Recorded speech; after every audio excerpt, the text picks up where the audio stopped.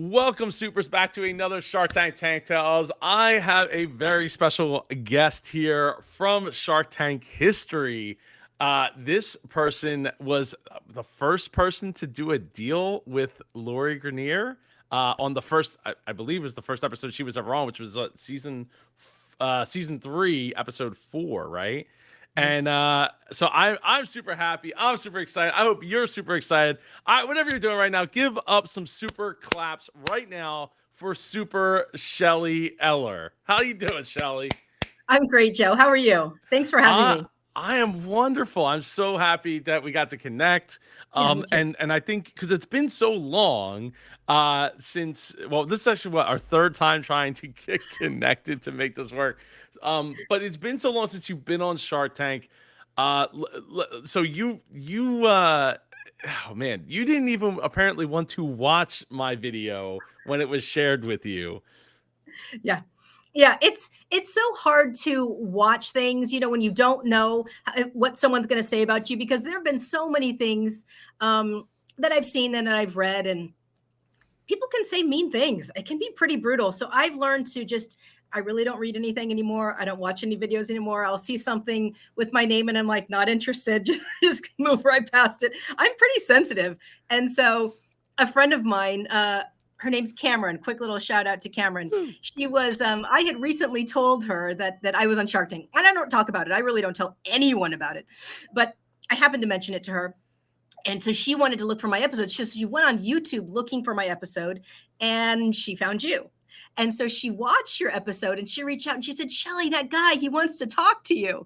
And she said, you should watch his episode. I said, oh, no, I can't watch. He might say something mean about me. And she goes, no. He was really, really nice. He really wants to talk to you. So I went ahead and reached out to you and here we are. Thank you, Cameron. Yeah, well, thank you, Cameron, and thank you everybody who reaches out to the people in which I ask. I mean, it's like I don't do a lot of requests on the show as far as like, oh, hit the subscribe button and blah blah blah blah blah. But I do, one of the call to actions is I want to talk to the people who were on the show and help build those relationships. I think to me that's more important or as important as having the channel and it growing and building a community and all that. Like, to me, it's really all about relationships. It always has been for me. And I think that anybody that's looking for like, where's the viral, I mean, I literally got a comment yesterday saying like, oh, obviously you don't know how to grow anything because you have 7,000 subscribers and 800 videos, but none of them are viral. And it's like, I'm not going for virality. If I wanted whatever, if I wanted a video to go viral, I'm sure I know that I could, because I know that how I produce my videos is not what's going to go viral. I know that. Yeah. Right. And I know what I could do to do that. Unfortunately, I don't have the time at the moment to produce something to that level to say, here you get, or to have an editor pass off and pay those fees to like get a bunch of views and things. Like, I'll get there. I'm not really that worried about it. To me, it's about educating people and building relationships, and that's what I get to do here when I have awesome super entrepreneurs like yourself come on the show, which to me is it's right up there with like getting YouTube ad revenue, building a community. It's like right up there with all of that. So thank you, Shelly, for being here with us. I'm right there with you, Joe. Keep following that. Keep doing that. Doing what you're doing. Screw the people in the comments. I would love to see how many viral videos that guy has too. No one, or girl, person. Unless that person, whatever they want to identify as, is in the, unless that person's in the arena getting their butt kicked, they have no opinion. I love that Brene Brown is one of my favorite inspirational speakers and authors, and she gives this talk and she talks about the arena, and it's all about going into the arena and just and being vulnerable and being willing to get your butt kicked. And unless you're in that arena getting your butt kicked, I don't really give a shit about what you have to say. Well, and look, and just I kind of get it, right? Like, in the sense of like, oh, who's this guy? He's talking about the Sharks, or and like they made hundreds of millions of dollars. Like, well, money isn't everything. Like, let's I'm going to be real about it. Money isn't everything. I've been to the Mm, top of that mountain. It's kind of like alcohol. It makes better people better and worse people in that direction. I agree. Yeah, and I think that people that they get it, they get it, and that's who I want to reach out to, and that's who I want to connect with. And Yeah, not every person is that person, and that's okay. You can be yeah, you and do you, but for me, like this is what's important to me: educating, building relationships, love it. and learning. Like I'm always learning Yeah, from doing the show myself and getting to do these interviews. So I think that is key, and I think before we get to like, normally we would talk about like, oh, what was your relationship with Shark Tank prior to getting to go on the show, especially because it was only season 3 when you were on. Let's kind of bring it to the back end a little bit to start. Let's start in reverse. okay. Because you talked about being vulnerable and how like until you've been able to go through it and do it, what kind of stuff have you had to deal with over the years? Because like obviously you had a super memorable show, because I mean I remembered the pitch from when I had watched the show originally, going back to now. It was like I remembered most of it, which generally I try not to, because I don't want to. I want it to be genuine in the first take. Obviously, it had been like 6 years earlier that I had watched it, but when I had watched it, not when it aired, obviously. Yeah, Just want to clarify for all the keyboard warriors out there. So, dealing with those types of things, like it's probably been a tough journey for you, being on on a national stage that early on. And can you speak to that, like how you uh have worked through some of those feelings of being sensitive? Because I'm a sensitive person, like yeah, at heart, and I've gotten YouTube has toughened me up for sure. yeah, yeah, yeah, yeah. So, hey, it has been a rough road. I will tell you, it has not been easy. Entrepreneurship is not for the faint at heart, right? But you know what? It you really learn so much and you grow.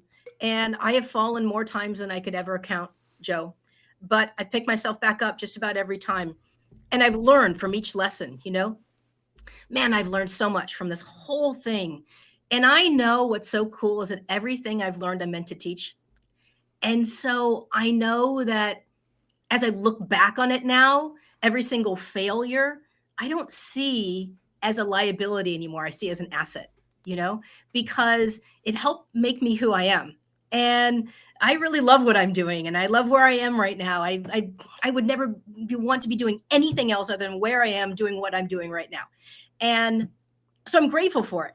But I'm telling you, what I went through the show, after the show, the years after the show, it was a shit show. I mean, of like constantly falling, constantly not getting what I want. Not even just through the show, but even um, after the show, a couple of years after the show, I did a manufacturing run through China. Oh my God, what a disaster that was. I brought in 9,000 towels from China and opened the container, and they were all garbage. I sold them on the Good Morning America steals and deals segment and sold 5,000 towels like that and had to send them out. It was, I mean, talk about, wow. I learned so much. My heart broke so many times, Joe. I mean, broke so many times, but I always healed and I grew back together stronger, and better having gone through it. And, looking back on it, I still wouldn't change it. I mean, as much as it was, wow, it's so hard for me to, even when I look back on all the things I've been through, I am really impressed that I was so strong. I really handled it all quite well. Um, but I wouldn't change it. I wouldn't change it. No, it's definitely all made me who I am. And like I said, I know that everything I've learned, I'm meant to teach. And so I'm grateful for it. you know, oh man, having something like that. I mean, just one example. Having well, because I think sometimes people think like, oh, it's so easy. You just place your order in China and they just ship the stuff and it's perfect, or close to perfect. I mean, God forbid it doesn't actually show up for one reason or another, Yeah. something goes haywire, or somebody knocks off your product even though you have a patent, and they're like, what are you gonna do? We're in China, yo. Have fun. Come find me, bro. Yeah. Um, there's so many things that go wrong, and then to have that experience of like it shows up and they're just like, I guess, were they just super thin, like low They quality, or like what they was? looked beautiful. They actually looked fine. So when I got them, my heart, because they sent me samples and the samples were great, and I sent them the money. Mm, mm, And then what came um, was they looked beautiful, but something in my heart said when I got a hold of them, throw this in the washing machine. Something just told me within, throw this in the washing machine. And they didn't put a pre-rinse on the towels so that the lint was never released, so that when you wash it, it would dye. It was bleeding dye in the washing machine. The lint was releasing in the washing machine and not in the dryer. It was a disaster. And it was like ruining people's laundry. People were calling me, telling me that it's ruined their laundry. I was dying. I mean, I literally felt myself break to pieces in the shower. And then something just came over me, and I'm like, get back up again, figure out how to wash this towel.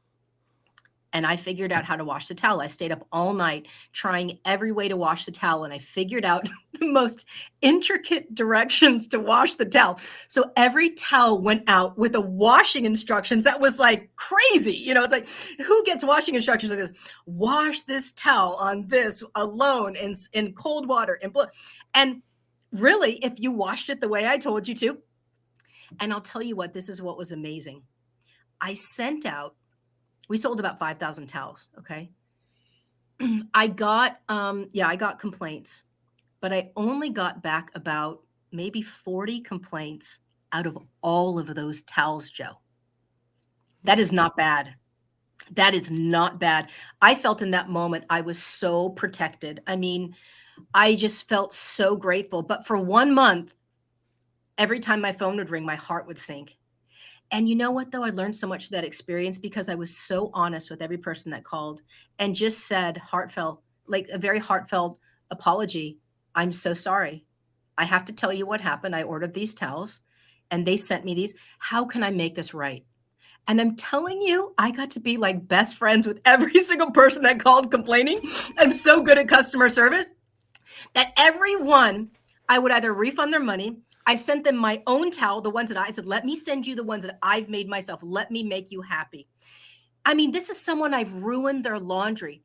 They're like my best friend. They're ordering more towels from me on my personal website. And I remember posting in my Shark Tank group after that happened, hey, who wants to hire me to do their customer service? Because I am freaking amazing. I just ruined some lady's full load of laundry. We are now best friends. She has ordered 6 more towels from my website. So, but I really learned a lesson. Just, hey, don't hide from it. You step up, you say you're sorry, you own your mistake. I just heartfelt every single person, please, what can I do to make this right? I feel terrible.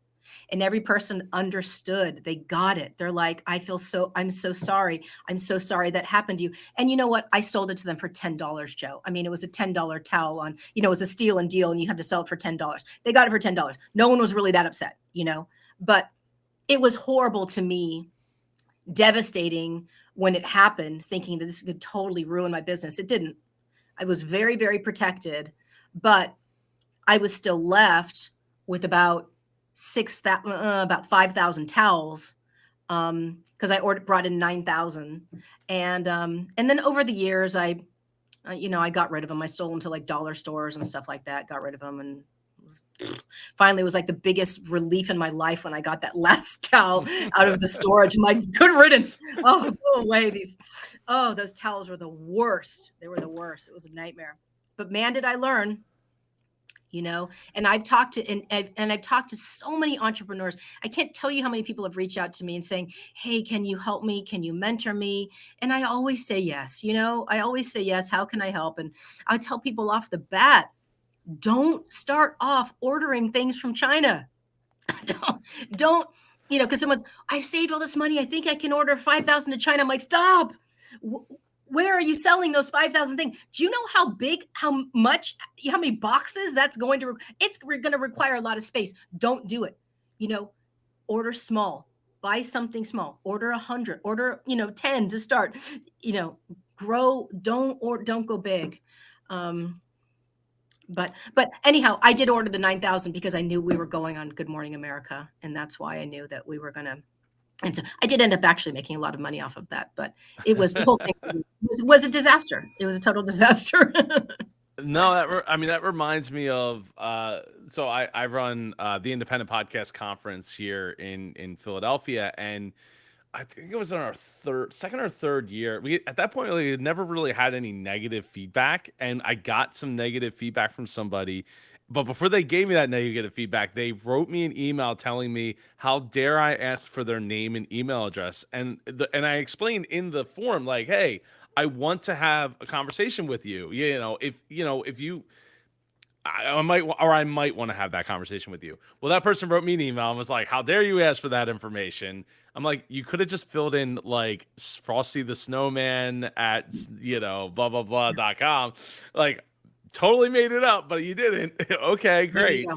So they wrote this right after they replied that email. They wrote like this really long like the most negative feedback I had ever gotten for my Mhm. conference. And so I reached out to her. She's like, "How did you know it was me?" I'm like, "Are you serious? Are you serious? Really? Like, okay, sure. All right, we'll pretend that we didn't." But I scheduled a call with her, and after an hour of talking with her, not only did I better understand her issues with the Yeah. conference, right? I better understood how I can make adjustments to the language and the communication of certain aspects of the conference that would make it easier for other people to understand who maybe weren't paying 100% attention or didn't want to just go with the flow or didn't quite understand some of the exercises that we do, not physical exercises, but the creative exercises that we do during the conference to help unlock creative potential, et cetera, et cetera, et cetera.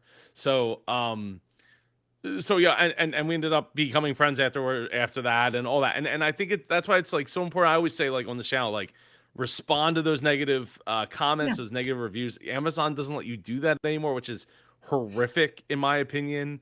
Hmm. It's absolutely atrocious way to handle customer service is to not be able to reply to that. But if Hmm. we're anywhere that you can reply, you should Yeah. reply, right? Yeah. If not for that person to care at that point, it's for someone else to read it and say, "Oh wow, they actually cared enough to respond to some really mean or really rude assessments of the Yeah. service, Yeah. Yeah. or the product."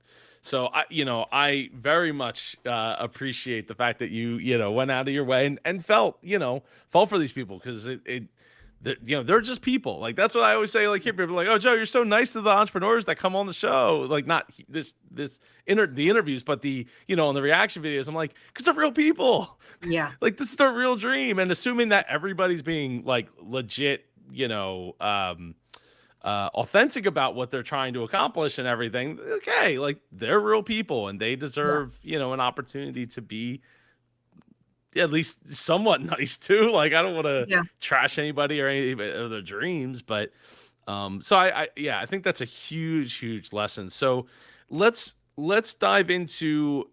Did you know about Shark Tank prior to getting to be on Shark Tank? Did you watch it? Did you? Not really. No. No. It's funny because Shark Tank was just in its third season.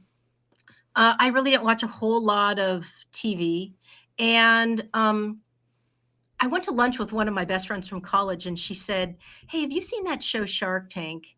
And I said, "No." And she said, "I think you should go on it." She said, "They'd really like you, Shelley." She said, they would eat you up." She's like, "They really like you. You do great." And I go, "Oh God." I said, "Yeah, well, I don't think, I don't even know what you're talking about." So I went home and I Googled I Googled, I watch an episode on YouTube or something. And I called her. I think I texted her. I'm like, you got to be on crack. I'm like, that's ridiculous. I would never do that. I think the episode I watched, this person was just, you know, Mr. Wonderful was like making so much fun of them. Like, their product was ridiculous and he was reaming them. They have no sales. And I said, listen, I've got a towel with a slit in it. I mean, you know, they are going to be so mean to me. I have no sales. This is ridiculous. And she just laughed. She's like, no, no, I really think you should do it. Well, it's funny because it's like once she said it and opened the door, everywhere I went, someone would say that to me. And I used to do a lot of just boutiques and shows and this and that, and everywhere I would go, someone would say, oh, wow, this should be on Shark Tank. You should be on Shark Tank. Oh, yeah, yeah. I'm kind of like, yeah, I've heard that. Not interested. Yeah, I've heard that. Not interested. Not interested. Maybe fast forward like 5 or 6 months. But let me just kind of go back really quickly because around this time, I made a list. I'm really into law of attraction. I don't know if you ever do law of attraction, but I started learning I watched the movie The Secret. I made a list on the law of attraction and I wrote on my law of attraction list, I am attracting a partner. I am going to be selling my towels in Legoland, SeaWorld, Magic Mountain, Disney World. I'm going to get free publicity on major news networks. I'm going to have, I'm writing all this stuff, right? No idea this is ever even in my sights. Okay. I have no intention of even though people are telling me Shark Tank, I'm not even thinking about that. But one thing I did at the time was I sent my towels to the Today Show because I was watching the Today Show and there was a segment called Bobby's Buzz.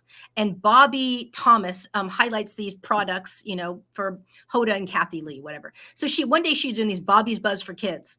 And I thought, oh, I'll send my towels to Bobby, and send her, to suggest that she feature this on Bobby's Buzz for kids. You don't hear anything. I would send stuff like that all the time. Never, ever hear anything. Well, all of a sudden, fast forward all these months later, and I get a phone call one morning, a New York phone number. I'm like, who's calling me from New York? It's the Today Show. I And thought they it was said, about your listen, car warranty. yeah, I know, right? And and so it's a Today Show. They said, listen, we got these towels that you sent Bobby Thomas. We're doing a segment called Moms with Good Ideas, and we want to know if we can put your towel on our segment this coming Friday. I'm like, oh my God, can't believe it, right? This is my big opportunity. I cannot believe this is happening. I don't even have a website. And I have no money to put this together. So I'm dying and freaking. Yes, of course. I overnight mail a bunch of towels to them in New York. And I'm freaking out thinking my towels are going to be on Friday. And, my husband's putting together a makeshift website. It was such a joke. It was ridiculous, but we had something up and it airs on the Today Show and a whole lot of nothing happens. My phone's not really ringing. I don't really get any orders. I'm kind of disappointed, but I'm like, hey, my towel was viewed by millions of people today. My heart kind of goes, are you going to say, is that all? Or are you going to say thank you? Because when you say thank you, Shelly, the door stays open. But if you say that's all, the door's going to close. You got a choice. And I was like, yeah, that's right. All right. I'm like, but I'm going to be mad for like 5 minutes. And I kind of got mad, like I cried and said it. I literally set a timer. 5 minutes later, I'm like, all right, thank you. I'm grateful for it. And that's exactly what happened is that episode aired. I started posting it on my Facebook page, asking friends to share it. And one of my friends who shared it with one of her friends who happened to be a producer on Shark Tank. She was casting director. And so she reaches out to me on Facebook and says, hey, Shelly, have you ever heard of that show, Shark Tank? And I'm like, oh, God, not you two. Yes, I've heard of Shark Tank. No, I'm not interested in doing. She goes, no, wait a minute. I am friends with one of the casting directors. She saw your product on Today's Show and she said it's perfect for the show. She wants to invite you down. They're having an open casting call next weekend, and she wants to invite you there. You don't even have to wait in line. I was like, and I said, oh God, I don't know that I want to do that. I don't think this is for me. Oh, come on, Shelly, you should do this. I said, let me think about it, And I kind of went back. She said, well, this is her name. You just can go ahead and show up if you want to, Shelly. Show up. You walk up to the line. You give them her name, and you can basically walk right in. And all week, Joe, I was back. One day I was going, one day I wasn't. One day I was going, one day I was. The day of Friday came, and that was the day I was not going.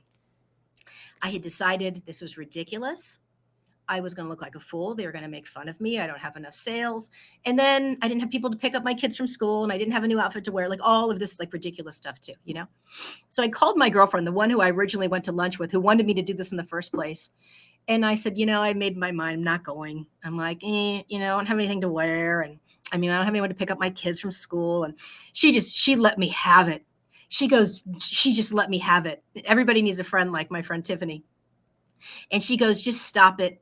She said, listen, get in your car. I said, but they're probably going to take 50% of my business. She goes, hey, 50% of something's better than 100% and nothing. Get in your car.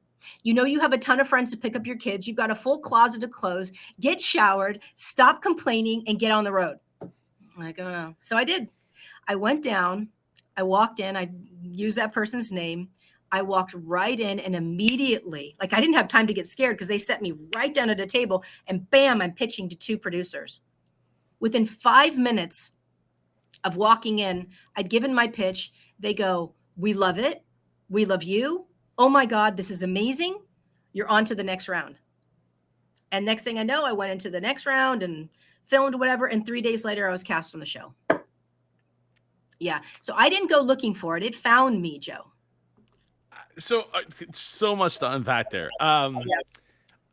I think that there's a huge lesson that a lot of people don't really realize is that when it comes to getting that media exposure, there's 2 things. A lot of times, it's more for you to share after the fact than it is for people to actually be paying attention at the time. Number 1, right? And number Right. 2, you don't know what their schedule is. You don't know that the people that you're sending, samples to or writing those emails to, like, hey, I do this, and this. Like, wouldn't it be great to be on the show? Well, they might have just did a segment on this, and this, and it might be another 6 months before it comes around. So you don't know when it just happens to be the right time, right place, Right. and you sent that right email or that right letter, that right product at the right Yeah. time to the right person. Yeah. And they say, oh, yep, this lines right up with what we're doing. We'll just slide it right on in for the segment that we have coming up that you didn't know existed because you're not on their team. You're not reading their. I mean, in some cases they have things like that, like casting calls for like talk shows and things like that. Like, oh, we're looking for people like this, and this. But even then, like, you don't know when that could be. That just because they might always be looking for those types of things. If they're vague Yeah. enough. So just keep an open mind is like sending those emails. You don't know when it might be the right time, right place. And then what that immediate exposure actually means is generally getting to be able to share it wide, far and wide, because you never know who's paying attention. You never You know. only need the one person that's actually paying attention. Like the fact that you were able to sell 5,000 towels off of Good Morning America is, to me, is kind of incredible. Because not because there aren't people watching Good Morning America, but the fact of the matter is like people are getting ready for their day. Yeah. It's on, but that's like saying like The View is the most watched TV channel or show, right? And it's like, well, that might be true, but how many doctors' offices is it on where there's just people no one's actually actively, engaged with it? It's just on, right? Yeah. And that I know that happens in our house here with Good Day Philadelphia. Like it's on. We're not actively like sitting down, like, all right, get the popcorn out. We're watching the morning news. Like, what's going on? We're not engaged with it like that. So it's just the little things like that to keep in mind. And, um, you know, look, having Mr. Wonderful go and, rail people, as as he has in the past, is definitely discouraging for a lot of people. And I think that when you're looking at whether or not like, oh, but they might, what was it? There was an Adam Sandler skit from when I was growing up. They're like, they're gonna laugh at me or something like that. I was never a huge Adam Sandler fan growing up, but that there was that like audio CD ad or something that it was like everything they said, like, oh, but they might laugh at me or they're going to laugh at me. But at the end of the day, like you are the one that did it, right? Like Yeah. you still got to do it. And I think that a life worth living is worth taking those risks on, right? I Especially when we're not agree. talking about like life or death, like kind of I agree. things. No, I agree. I agree. I agree. And I have so much credit for every single person that puts themselves out on that show. It is not easy. It's really hard. And you know what people don't realize, people are so critical. I love it because people think that this is a reality TV show, okay? So all the people that think they know about the show, just all of your comments, just hold them. Unless you've been on the show, you really can't talk about what's going on behind the scenes, because it is a reality TV show. And for most people, reality TV is not real. And if you totally believe in reality TV, then whatever, you might need to wake up a little bit. But this is a highly edited show as well. Okay, now let's remember they do cast the show like a reality TV show. Every season they cast, I was the mompreneur for the season. Okay, I was a seasoned mompreneur. They have the couple, the cute couple. They have the older entrepreneur. They have the young kid entrepreneur. They have maybe the ditzy entrepreneur. Whatever, they sort of cast it like a reality show. Okay, and then they edit it as such, and they know who's going to shine, and they know who they want to shine, and they now, I was really lucky. My show was edited beautifully. Now, I did really good. I have to say I was really proud of myself. My presentation was spot on. So, but they could have edited it to make me look foolish. And they could do that with anyone's pitch. And I have many friends from the show that were edited unfairly and made to look foolish.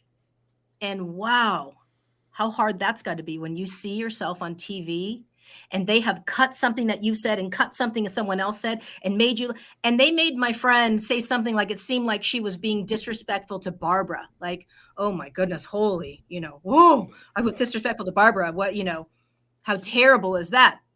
First of all, she wasn't. It was edited in the way that they put it in there. But you would not believe the trolls, the messages, the hateful things people said. And every time it re-aired, it would come up again and again and again and again. Wow. And it was just like, it's so unfair. So when you said earlier that you watch this and you're kind to the people for the most part, I respect that. You have to have respect for any person that's willing to step into the arena, that's willing to put themselves out there, to be vulnerable, because it is not easy. Going on that show was the scariest thing I have ever done in my life. It was horrifying. When those doors opened, I'm telling you, I walked through fear. I've never experienced any. It was a total out-of-body experience. I can barely even remember it, to be honest with you. And it made it even extra horrifying because I had my kids with me. Okay. And my kids were young, and who knew if I don't want to traumatize them. I didn't know what could happen. What if my youngest one started melting down? I don't know. So that made it extra horrifying. But I'll tell you, when you walk through fear, it'll change your life, because I've never been the same since then. It completely changed me. When you walk through fear, there is nothing ever like that I'll ever really be afraid of again. No, it was pretty incredible. Do you feel like your kids were as scared as you are, or picked up on the fact that you were scared? No, my kids did not seem afraid at all. They didn't seem like they cared at all. It's like they wanted a granola bar from craft services. They wanted a banana. They were like, they didn't care. And, Ah. so this is kind of a funny story, an inside story. We're in this, there are these little sectioned off areas in the studio, and you don't get to talk to anybody else. You're in this tiny little sectioned area. So it's my husband, my two sons, and I. And my youngest son said he was hungry. And so he goes, so I said, well, I'll go out, and there's like a little table set up with treats and stuff like that. So I go out and I'm looking for a granola bar for him or something. And I could hear them filming the person in front of me. So I'm lingering through the granola bars, and I hear Mark Cuban ripping this woman a new, what. And he is telling her, you are not an entrepreneur, you're a wantrepreneur. He's like, you are not going to commit to this business. And if you can't do two things at this, you can't do this business and that business, and I wouldn't want you working for me. And he's ripping her to pieces. And I know that we're like up next. And now I am just thinking, oh my God, what the have I gotten myself into? I am horrified. I could barely talk. I didn't even tell my husband. I didn't, because I just didn't want to horrify everybody else. Went back into like our little dressing room, gave my son his snack, and I am horrified. And then they're literally like, "Come on, you guys are on deck. Let's go." And I was standing there in so much fear. And I looked at my producer and I was just, I, and she just said, "You're going to do great. You're going to be fine, Shelly. The door's open." It's like, push you in there. And it really was great. It really went well. I mean, I'm really, really proud of my performance. It couldn't have gone any better.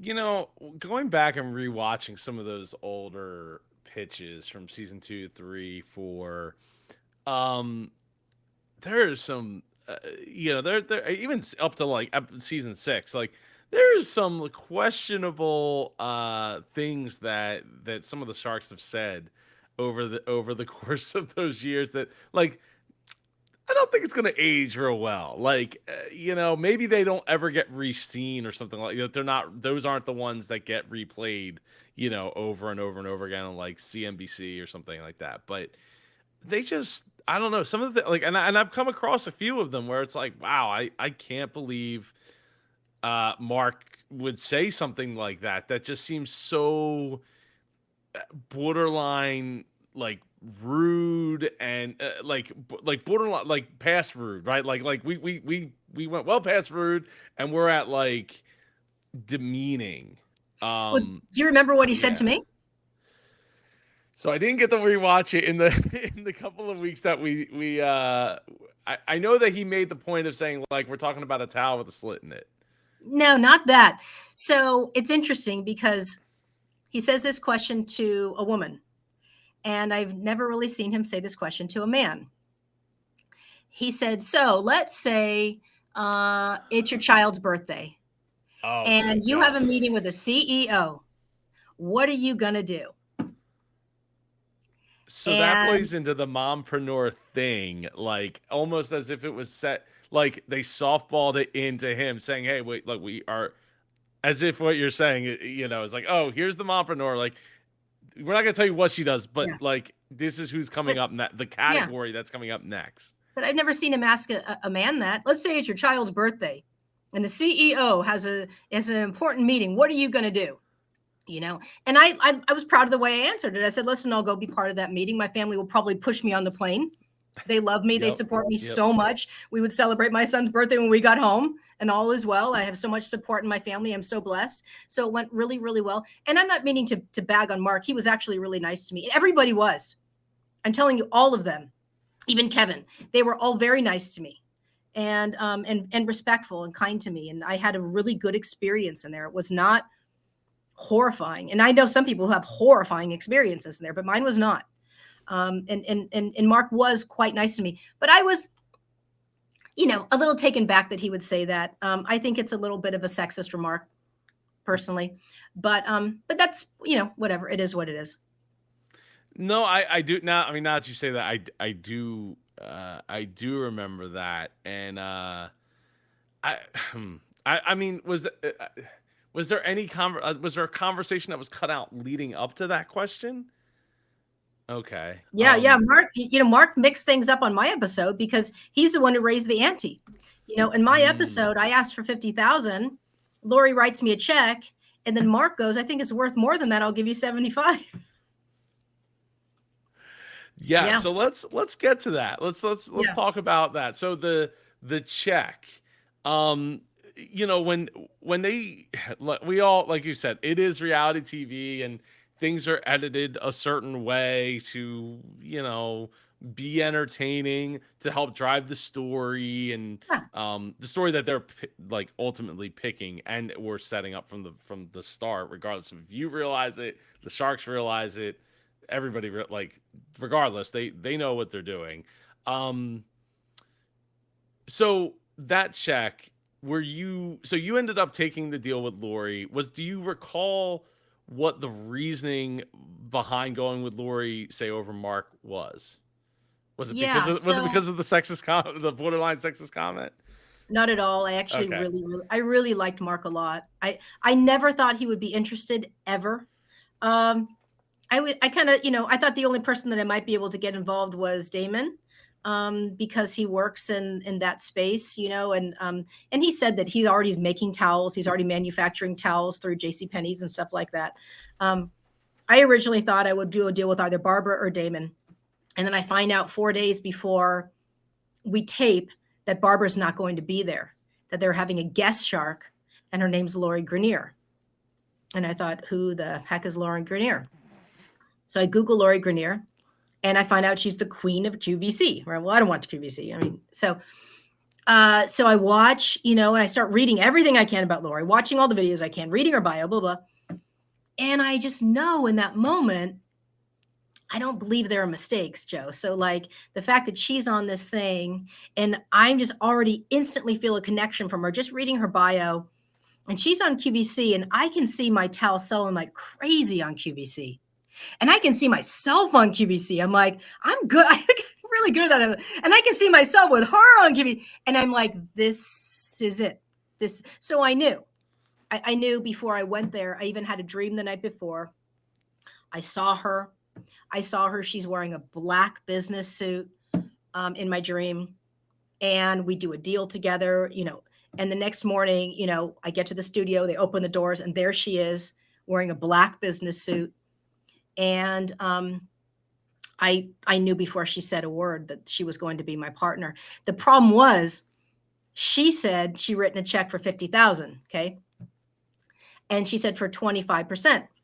Then Mark says, I think it's worth more than that. I'll give you 75 for 25%. Then Damon says, I'll give you 75 for 20%. So technically, my best deals with Damon, who's manufacturing towels. who's already manufacturing towels at J.C. Penney's, which makes the most business sense to do that. But my heart is telling me it's Lori. And then I'm thinking, Lori, you better come up to 75 because I know I'm going to pick you and I'm going to look like a total idiot. I know I'm going to get reamed from people. Why would you have? But I'm just telling you, I knew I was supposed to work for her. And I'm sitting there crossing my fingers. And then it comes back to Lori and she goes, all right, I'll match the 75, stay at the 25%. And then I knew, I knew. And then it was all made up and fake because they wanted my husband to be a part of it. That was all made up for TV. So I did not need to bring in my husband. I did not need his opinion. I knew what I was going to do. My husband did not want to be on that show. He wanted nothing to do with it. He's a very shy, quiet person. This is not, this is something I would be willing to do, not him. And, but the producers were adamant. They wanted him to be part of it. And they're hooking him up with microphones. And he's like, I don't want to do this. And so at one point he thought, because, you're in there for a long time. You don't realize it's a 10-minute segment, but I was in there for maybe an hour and a half. And wow, you think it was that long? Wow.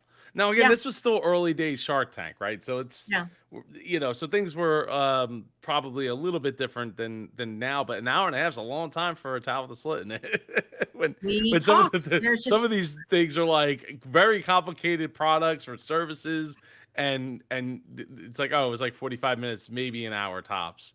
And at the time, wow, that's crazy.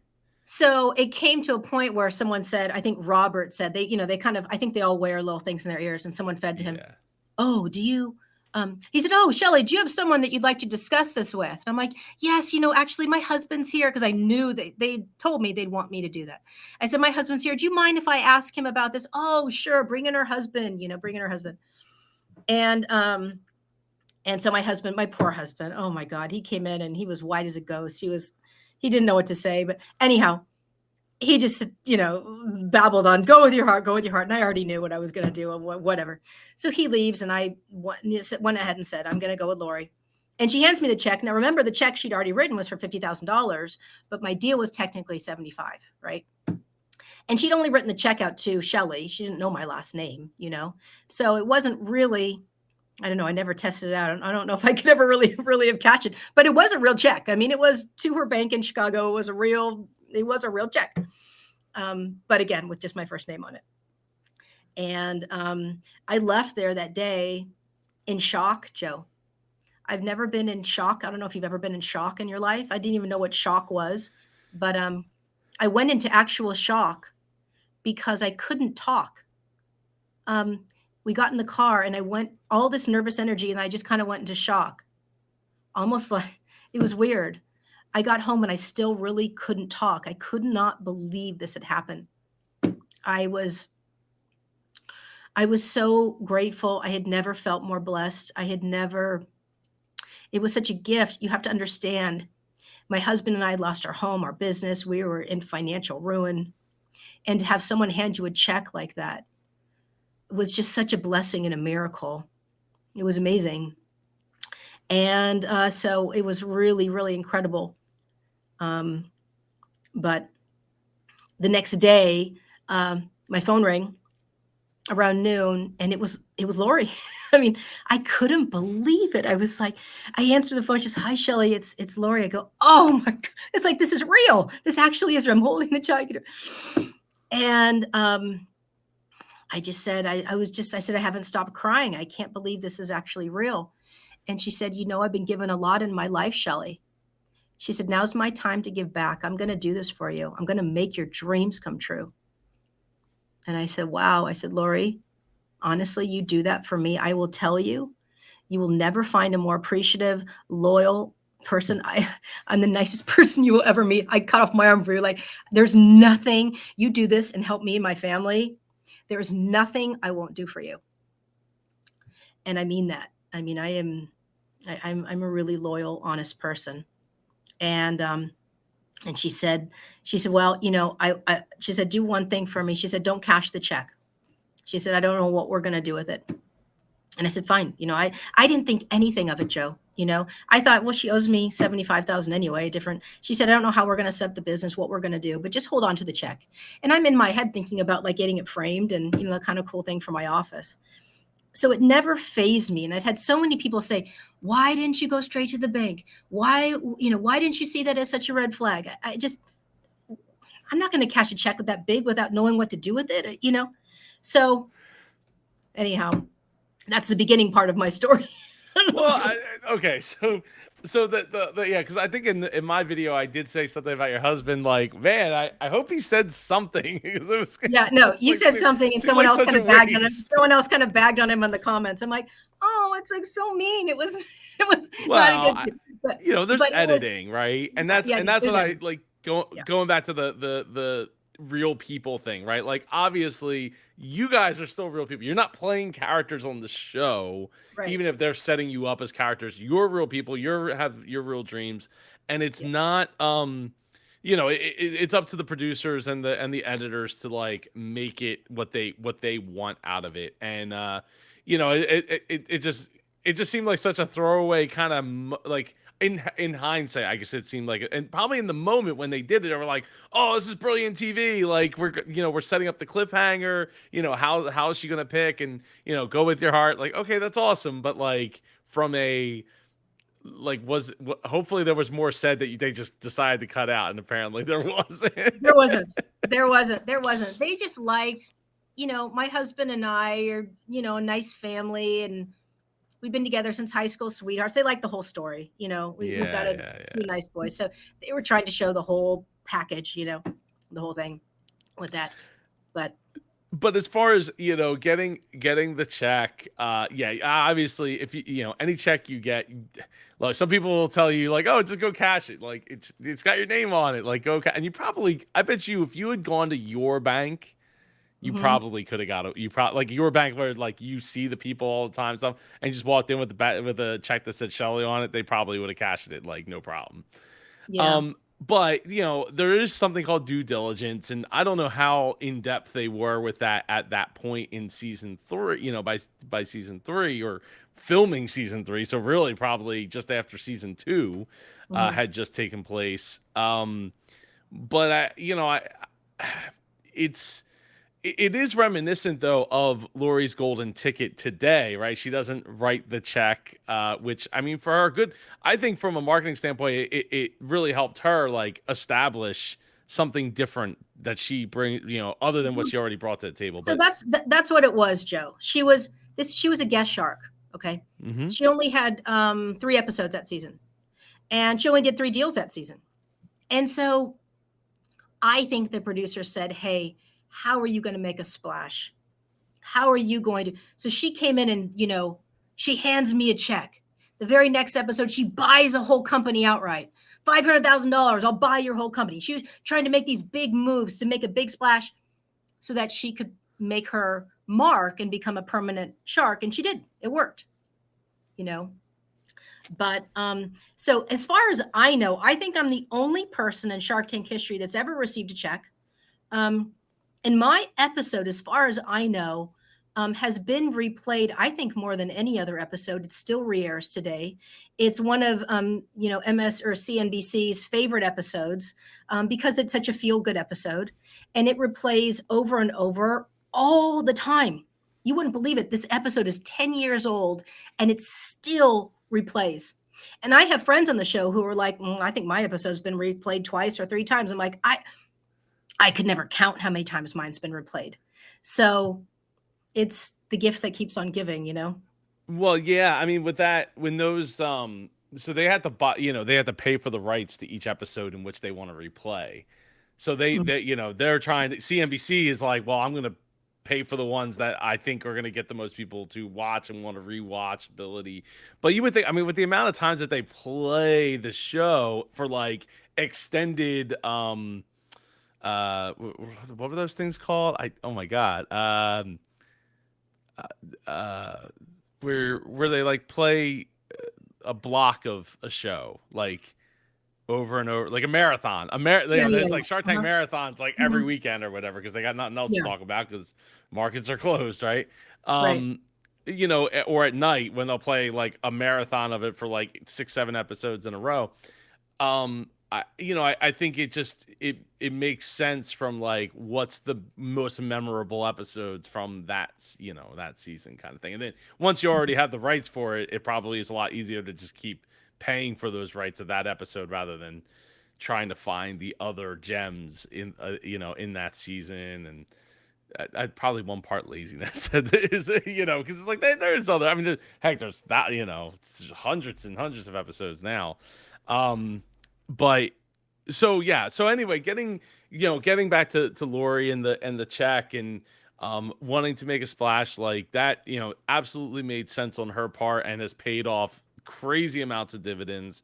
I mean, as we all know, well, as you watching probably know as well, because you watch the show, a lot of the deals just don't end up panning out, right? Like they just they go to due diligence, and it's funny too because like talking with a lot of people that have been on Shark Tank, it's like it seems like some of these due diligences take way longer than they probably need to or should. And then Mhm. the business actually changes in the process because it's like, well, that was like 8 months ago now. And we've been on Shark Tank. And now our sales are like so astronomical that the $100,000 for 10% no longer even remotely makes sense anymore. Right. And so what was your experience after you got to hang up the phone with Lori that first day and go through that? Can you speak to that? Yeah, I sent her material. She sent it to China to get sourced. Um, we did our due diligence and we went through, you know, my business was still so new. I was doing everything, making everything on my own. So there wasn't a whole lot to really explore in terms of what I was doing, my sales and things like that. It wasn't super complicated. Um, I had no employees, it's just me sewing, with my sewing machine. And I'd gotten my first big account with Legoland. Um, but other than that, I was just selling them to local boutiques and selling them at local home stores and things like that. And so after Lori sourced it, I think it was surprising to her. To her credit, I think that when she saw the product, she probably thought, shoot, I could make this for $1 in China. Like pretty much everybody does. And I hear that from people all the time. Oh my God, you can make that in China for $1. Well, you can't. Not possible. And even Lori, with all of her manufacturing capabilities, I think she was pretty shocked that, you know, she couldn't get it that cheap. And so it was costing a lot more than she realized. And so then I think she started rethinking things, realizing, I don't know that I'm going to get my return on this product. So then everything sort of changed in terms of our negotiation. And and she decided that she didn't want to do the deal with me that she made on TV, essentially, because of that. Which is not uncommon, right? Like I mean, there's very public It's not stories out uncommon at there. all. In fact, the first Shark Tank entrepreneur that ever reached out to me had that same thing happen, and it happened like 8 months after the fact. After they had, I don't remember if it was when they 8 months from when they shot it or 8 months from when it aired, but same type of story. But just hopefully that person, that entrepreneur, will be coming on the show at some point in the future. We've been Yeah, putting. She was the first person to call me from like very early on from when I started doing my videos, and we just have not, like, things have gone on in their life and things have gone on in my life, and we just haven't yeah, been able to make it happen. But yeah, but we do stay in contact. So yeah. when I it almost, now that you're saying it and I'm thinking about it, like the comment of like, oh, you could probably make that for $1 in China or whatever. Like, first off, a quality product, right? Number two, if it was that simple, somebody probably already would have did it. You know what I mean? Like, it's one of those things where it's like someone might have investigated and was like, "Ooh, yeah, no, to actually make this to be like a quality That's thing, why. That's why it's not yeah, out I there. can't do it for less than, for No. $1 or less. So now I can't just take that like gamble on like, oh, I'll buy 10,000 of them, and if I sell them, I sell them because I've only paid $1 or less than $1 per. So it's like, it's not the end of the world. Well, you have to look at, what do you think the average person is going to pay for a kid's towel? $7, $8. I don't know. I had two kids and I couldn't tell you, No, but that's my guess. $7, Yeah. $8 on the Right. high end, probably $7, $8. Probably Right. like 5 to So 7. if you're going to do like a wearable towel, now maybe you take it up to 15. Okay. But, I was selling my towels for $20, which still, I mean, it's still an inexpensive, gift to give to somebody. It was always like, perfect gift to give to a friend with a pair of flip flops and something. And people are like, oh my God, what a great gift. But when you think about that, you know, it only ever really, really sold well when I was offered discount codes and I was selling it for around the $14 price range. And then you look at your profit margin. How much did it cost? How much? There's not a big enough profit margin in it. And that's why it just came to the point that when I finally realized it just wasn't viable, it just wasn't going to work. But I tried my hardest. I mean, I tried so hard. I banged my head against the wall for years. I really made a great move into selling them to swim schools. And that was a big turning point in my business.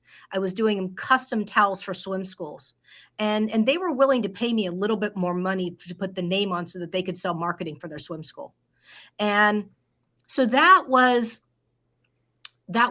got me by for the last few years. But it just got to the point that I just still wasn't making enough money to really make it go. I didn't have an investor. I didn't have enough money to invest on my own, and I just needed to kind of let it go and to get a real job and to start making money, get back on my feet again. Yeah, yeah,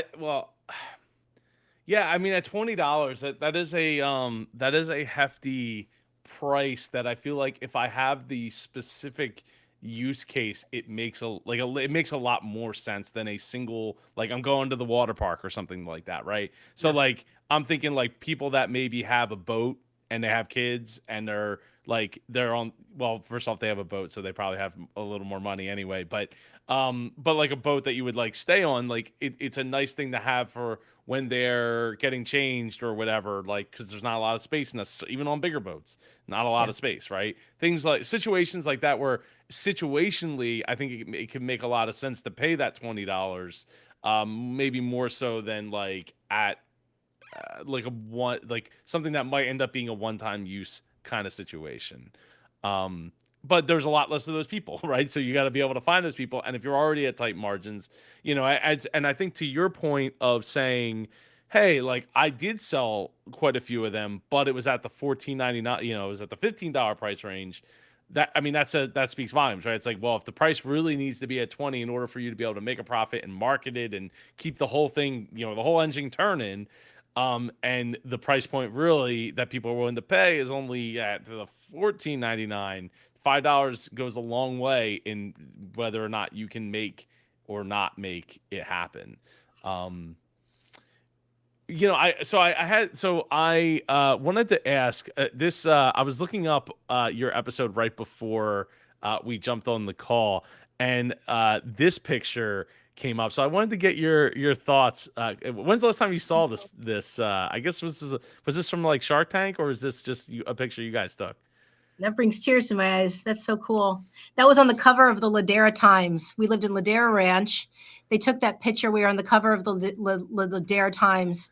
And that was probably in 2012 or 2011. I did recently just see that picture a couple days ago because I'm in my new office, and I was pulling out old picture frames to decorate my new office, and that picture was in the box of my frames. And I really stared at it lovingly, thought, I wonder if I want to hang this in my office, because it's the actual cover of the Ladera Times. Yeah. Oh wow, wow, Man. wow. So my son in the green towel, he's 20 years old now. Yeah. And the little guy in the blue towel, he's 17. He's a senior in high school. Oh god, it goes by so quick. I never, used to believe that until I had, kids of my own. They're already 6 and 4, and well, we lived through 2 years of COVID, so the time flew by, painfully through that time. But um, Yeah. wow, that's That's a good one, though. That's a good one. I, so look, I mean, I guess my other question is, when you did finally get to air the episode, did you have a watch party? Do you recall? Like, oh Yeah, no, that okay, was that was exciting. awesome. Oh my God. We had all of our friends and family. We came to like a local, kind of like a bar, with, TVs all over. We took over the whole place. And it was probably one of the most special moments of my life to have everybody that I loved around me, and to be able to share in my success, because I knew what was going to happen, and they didn't. And now it had been 197 days since I filmed that episode, Joe, and was not allowed to tell anyone in that room what happened. Now I had told a couple of people, but for the most part, I hadn't said anything. And to sit there and even watch my dad with tears in his eyes, and especially as they were like, Kevin was kind of starting to make fun of me a little bit, and the look of concern on my dad's face, but to hear everybody like booing them if they'd say something to me, and the whole place is cheering when they're, Lori hands me the check, and the place erupts and goes nuts, and it was like, I'd never felt so loved and supported and successful in my whole life. It was one of the most beautiful moments. But I'll tell you, I've never been so quickly from the highest of high to the lowest of lows, because I'm in that room with my family. Never been higher. I mean, it was the most beautiful thing ever. And then I started checking and looking at my phone. And I started noticing that orders weren't coming in, and we were having problems on our website. And then panic starts to sink in. And I didn't know what to do. It was out of my control. We had a web guy doing it. I paid someone doing this. I don't know how to do a website. It just is what it is. So we had to let it unfold. But I notice orders are not coming in. And I went from feeling like the biggest success in the planet to the biggest failure within a matter of, minutes to over the course of the night, hours. And I couldn't even get out of bed the next day. I was so horrified. I didn't want to look at any of it. I didn't want to see it. I didn't want to look at any of it. It was really, really scary, because now I have told my story. I've exposed myself to millions of people. The newspaper's calling the next day. Lori's calling the next day. Everyone's calling the next day. What are your sales? What are your numbers? How many towels did you sell? How did you do? Oh, let's see. We got in about 50 orders. So That night, I ended up selling 200 towels. Okay. Now, never, ever had I ever sold 200 towels in a day before. Okay. So that actually was really good. And when you were still manufacturing them yourself, right? Making them all by myself. Yes. Yeah, So so it's a it lot. actually was really good. I had 400 towels ready to go. So what do we know that the universe gives you just as much as you can handle, right? You're only given what you can handle. So I'm so I sell 200 towels at night, but still I feel like a failure. I'd only gotten in 50 orders. And it was interesting because the next week Lori ends up going on The View and she needed towels for an audience giveaway. She needed 200 towels. And so within 200 weeks, I'd gotten rid of all 400 towels, but I still felt like such a huge failure, because people who go on that show, you hear stories of, oh, they sell thousands and thousands. They sell thousands. Well, guess what? Those are people who have warehouses of things of thousands and thousands. And I'm quite sure that if I had a warehouse of thousands and thousands, I may very well have sold thousands and thousands. And I had 200 towels available, 400 towels available. I sold 200 and then 200 left a week later. I was given what I could handle, but I judged myself so harshly because of that. And fear really gripped me. It was really, really scary. It was pretty scary. I know back in the day there's a lot of those types of horror stories of websites down. Yeah. Can we scale up our server to our servers to be able to handle the amount of traffic that Shark Tank brings to the table? And I mean, I can tell you from just from the outside putting these videos out the night that these episodes air, like I kind of have a good idea too of who's really doing well and who probably isn't getting as much search traffic as. I mean, they're probably getting a lot, but they're like. I like the term that you use, the as much as we can handle, right? Yeah. Um, I think I know now with people using Shopify and stuff, Shopify is very much well equipped to be able Yeah. to scale up That for was, and that was literally not anyone's there. I mean, needs. at the time, we did Yeah, not at the have that, time, this you know? this was not a thing back then. Or Shopify might have existed, but definitely wasn't as big as it has become. Yeah. Um, but yeah, that that's such a common story. Like it crashed our website, and then things kind of went dark because we weren't able to like capture those leads, those people. So it's a shame that you fell victim to that, but at the same time, 400 towels. I mean, there's a lot of towels for you to make. In the grand scheme of things, it's like nothing. It's.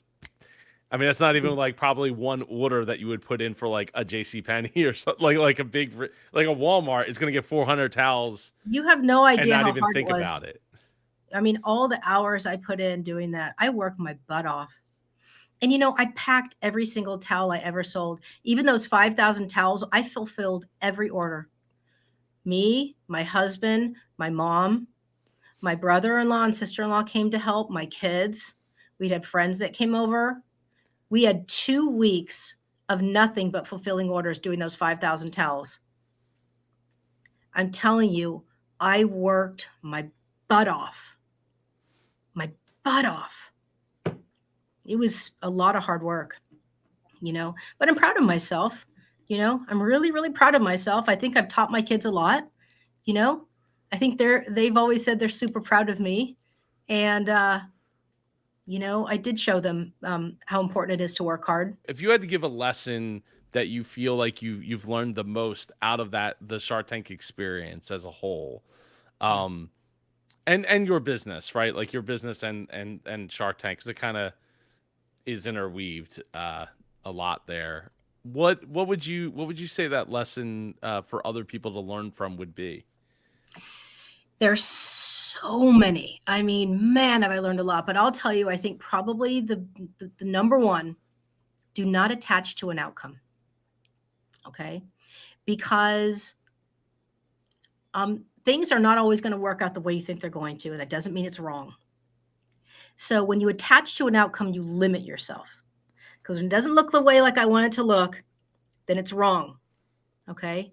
But if you don't attach to an outcome and you're grateful for everything that comes, then new opportunities start appearing here and there and here and there and here and there. Life might move this way, that way, this way, that way. You turn, you, you know, you're always being guided. Don't ever attach to an outcome. It doesn't have to look like this, okay?